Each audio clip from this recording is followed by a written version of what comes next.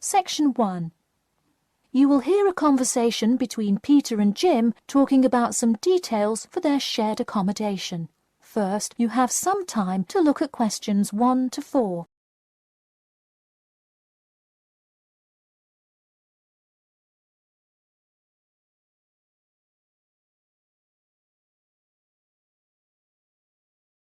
Now we shall begin. You should answer the questions as you listen, because you will not hear the recording a second time. Listen carefully and answer questions 1 to 4. Hey Jim, it's Peter. Oh, hey Peter, what's up? I thought I'd call so we could hammer out the details for next year's lease. That's a good idea. Did we ever decide on how to split the total rent? Well, I was thinking, since my room is bigger, I probably should pay a little more. So I could pay £110 and you could pay £80. Does that sound okay? Considering that my old apartment cost me £100 for a smaller room, I'm definitely all right with that. Hey, I was looking at a map of the area and can't seem to find a bus stop near it. Do you know where we would catch the bus? Well, the bus is actually pretty far from us, but we have that garage that we can park our cars in. Wow, that's great. Convenient parking is hard to find, so we're lucky we have that.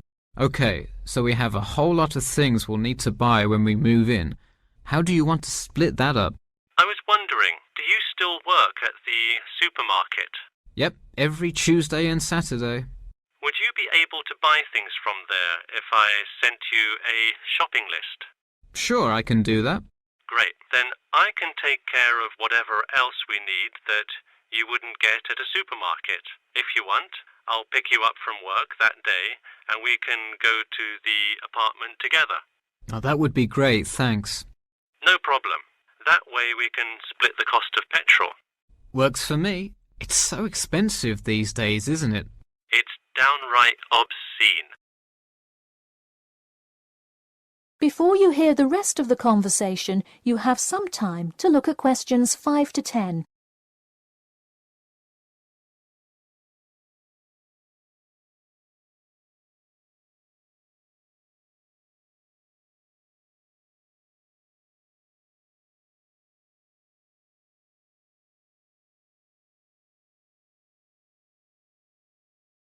Now listen and answer questions 5 to 10.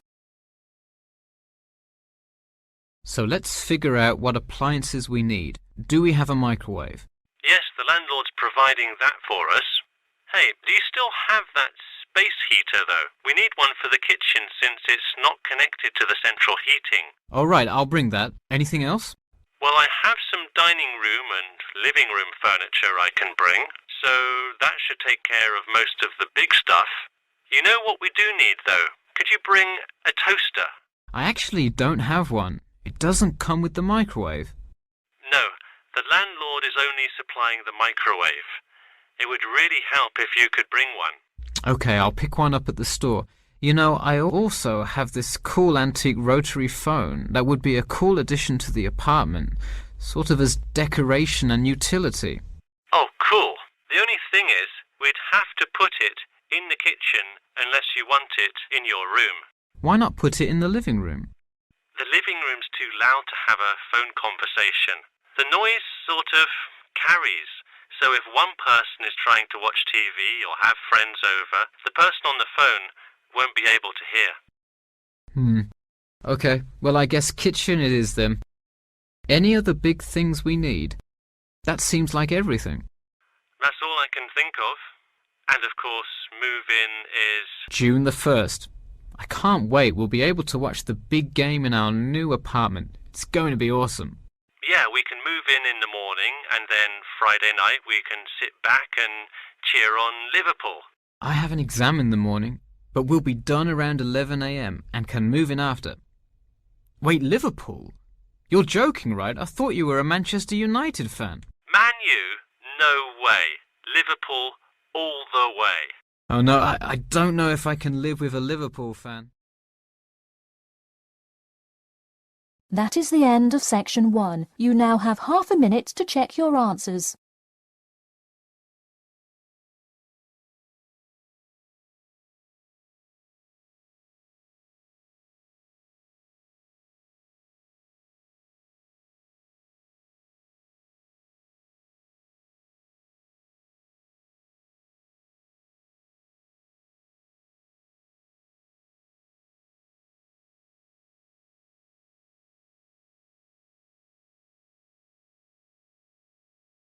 Now turn to Section 2.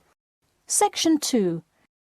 You'll hear an HR representative of Earn and Learn giving some information about her company. First, you have some time to look at questions 11 to 16.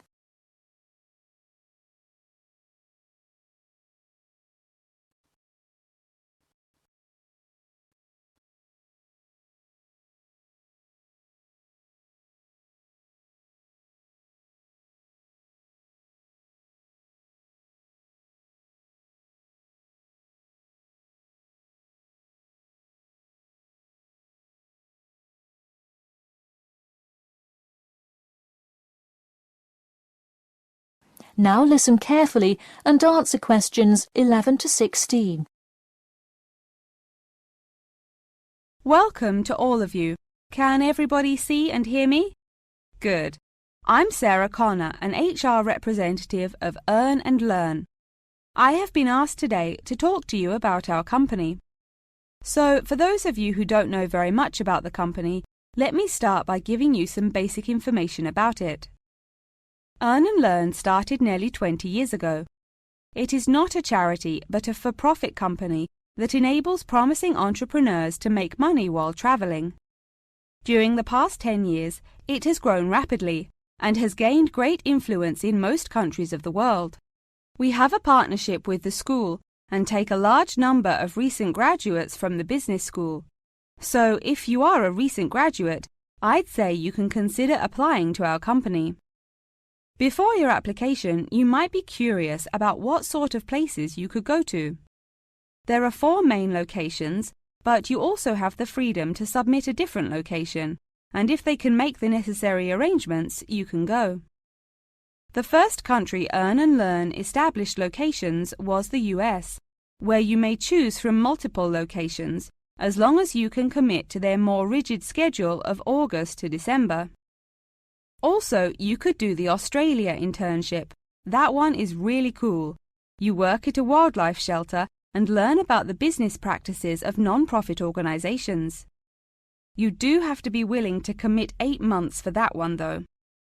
Perhaps that's a long time to be so far away, but I would say it is really an amazing opportunity. I don't know whether some of you are in decent physical shape. If so, the South Africa internship is another exciting one. You learn a lot about sustainable farming, but you would be doing some of the manual labour involved in maintaining a farm. Indeed, it's hard work, but I think you would definitely be able to do it. It may be wise to wait until after their summer is over, so it's not so terribly hot. In addition, there is a most recently established location in India. This one gives you more of a study abroad feel, given that they arrange a host family for you to stay with. In the other locations, you live in an apartment with other interns, so this is definitely a unique experience. Before you hear the rest of the talk, you have some time to look at questions 17 to 20.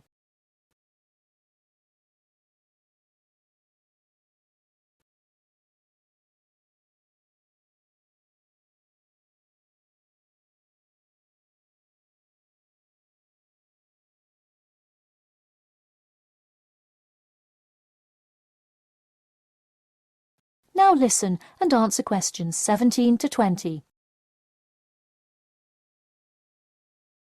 Regardless of where you go, at the end of the program you get a global travelling certificate, as long as you can explain your experience. You can provide a written log of what you did. I recommend writing journal or blog entries about what you do every day, or a weekly summary of each day. Of course, you don't have to write up a formal report or anything like that, and you need to apply for it once you have returned. Some students may want to know whether this is a paid internship. Actually, you have to pay for the flight there yourself. But you have the opportunity to create your own small business, which could earn you money if it's successful. So basically, you pay for it all up front, but when you're there, you can find ways to make money. That is to say, you pay for 2/3 of the cost up front as a deposit, and then give the final instalment 1 month prior to your return. Finally, I have to remind you that you need a health check before you go to make sure you're not going to spread any communicable diseases. In addition, before you go, you don't have to attend any meetings or workshops.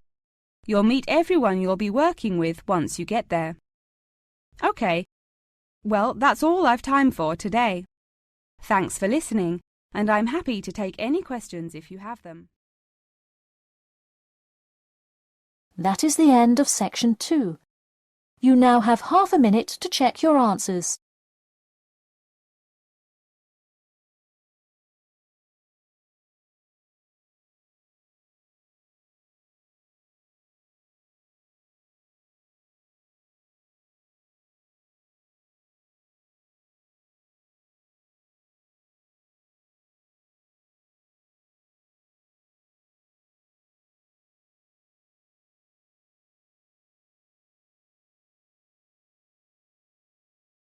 Now turn to section 3. Section 3. You will hear a student called Margaret Parkinson talking about the class she missed on Thursday with her professor. First, you have some time to look at questions 21 to 26.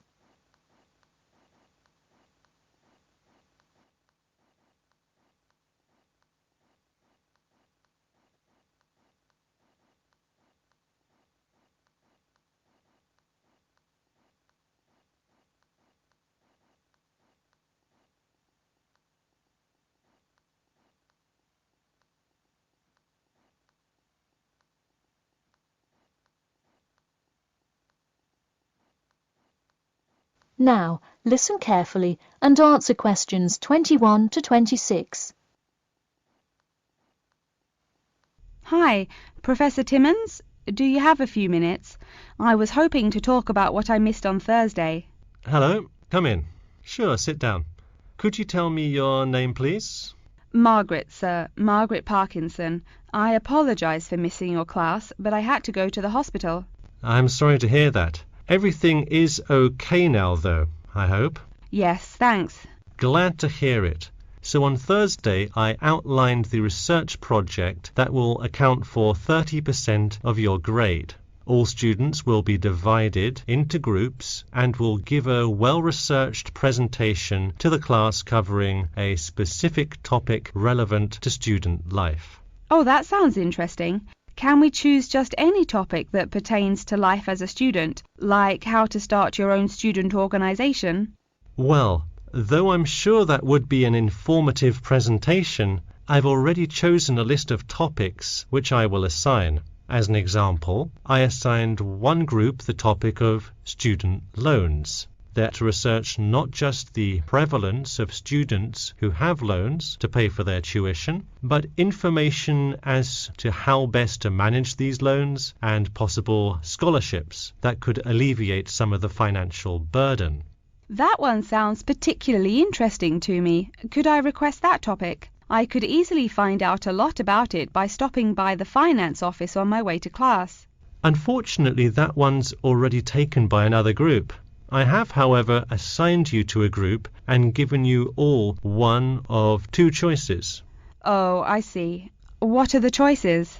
The first is discussing smoking, trends in the number of student smokers compared with the general population, popular reasons students take up smoking, and more healthy alternatives to smoking.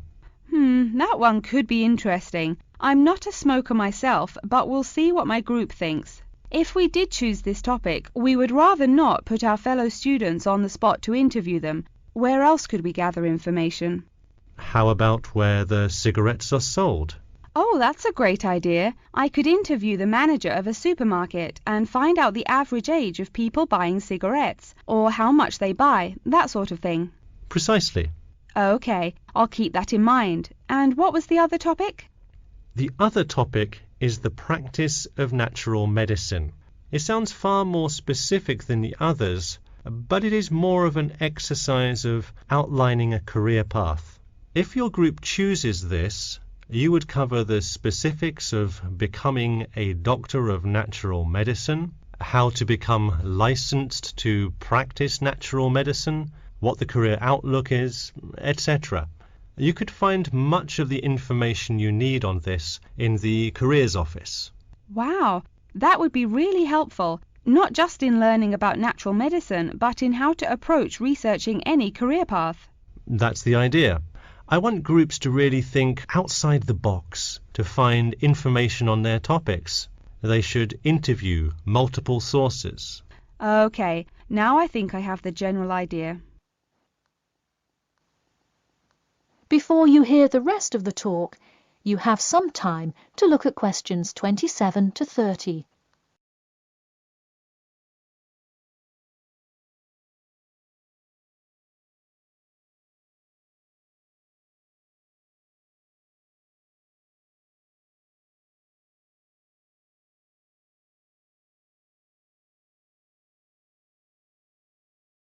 Now listen carefully and answer questions 27 to 30. When is the presentation due? I expect each group to send me an email attachment of the plan ahead of time by October 10th, so that I can ensure that you are on the right track. Oh, that's actually really reassuring. I would hate to spend so much time on a presentation only to find we had taken it in the wrong direction. So when is the presentation? I let groups choose from the list of time slots I have between November 1st and November 5th. Okay, how about the 3rd? I'll have to check with my group, of course, but maybe we could write a tentative time? Sure, let me take a look. I'm actually booked completely through the 3rd and 4th now. How about sometime in the afternoon of the 5th? Great, how about 2 o'clock? No problem. I'll pencil your group in. Okay, thanks. And to clarify, what exactly is due in the first phase? Before the October deadline, I want your group to have compiled resources and then to provide some initial data analysis to support your claims. Okay, so data analysis is due the 10th of October, and then the Presentation? Yes. The final phase is simply giving the presentation on the 5th of November. All right, I think I have all the information I need. Thanks. You're welcome. See you in class tomorrow. That is the end of section 3. You now have half a minute to check your answers.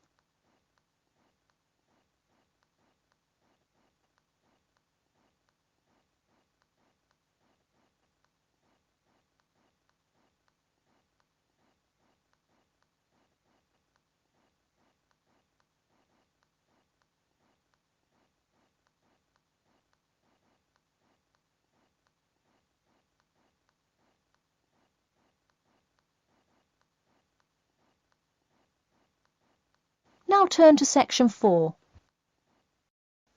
Section 4. You will hear an introduction about an eco-friendly building called the Gherkin. First, you have some time to look at questions 31 to 40.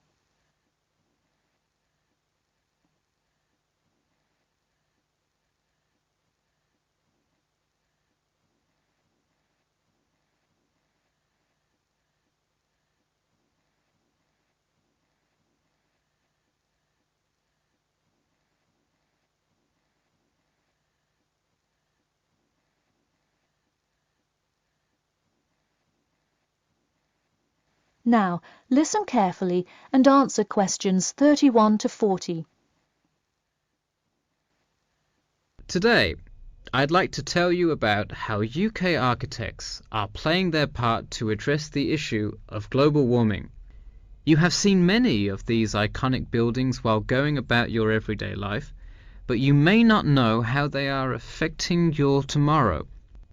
In 2003, construction was completed on the famous Swiss rebuilding, or more informally called the Gherkin, a true masterpiece commissioned by the law offices of Foster and Partners.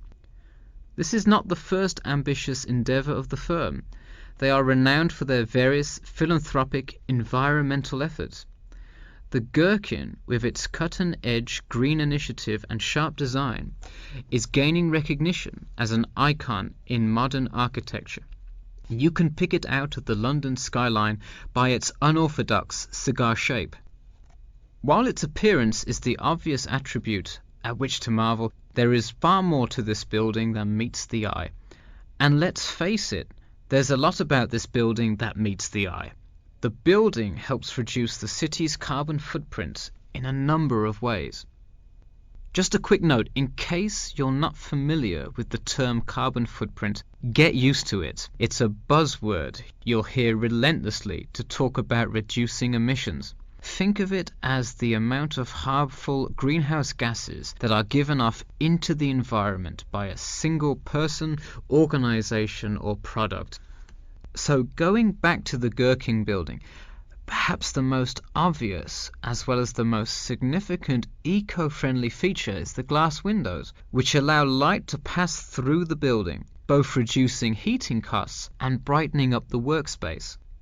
The ingenuity behind the various eco-friendly aspects of the Gherkin has seen its fair share of publicity both from serious and silly sources. In a recent April Fool's Day edition, one e-publication printed a story detailing plans to replace 50% of the current exterior with grass, which would not only make large steps in the name of sustainability, but also give the building the green hue that would truly earn it the nickname of the Gherkin. The only drawback is, as you may have guessed, that this story was an April Fool's Day joke and completely made up.